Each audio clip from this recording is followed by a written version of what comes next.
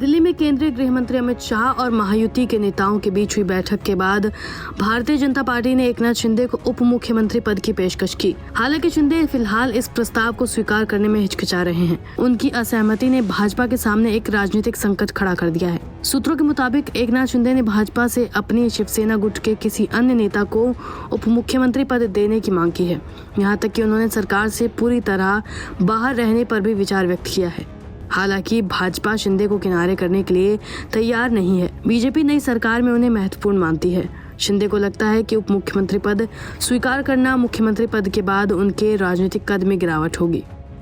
सूत्रों के मुताबिक शिंदे ने अपने बेटे श्रीकांत शिंदे का नाम उप मुख्यमंत्री पद के लिए सुझाया है, लेकिन श्रीकांत शिंदे के अनुभव को देखते हुए भाजपा इसके लिए हिचकिचा रही है। भाजपा को ये लगता है कि ऐसा करने से वंशवाद के आरोप उस पर लग सकते हैं। साथ ही शिंदे गुट के कई वरिष्ठ नेता असंतोष व्यक्त कर सकते हैं, जिससे आंतरिक कलह पैदा हो सकती है।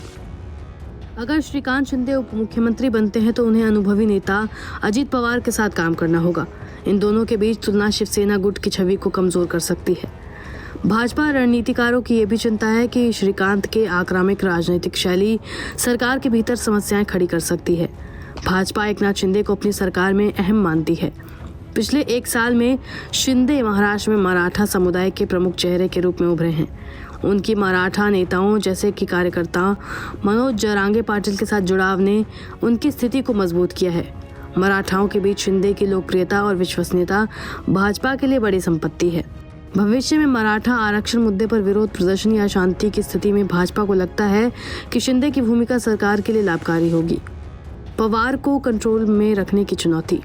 भाजपा शिंदे की उपस्थिति पर इसलिए भी जोर दे रही है क्योंकि महायुति गठबंधन में अजित पवार का प्रभाव बढ़ रहा है।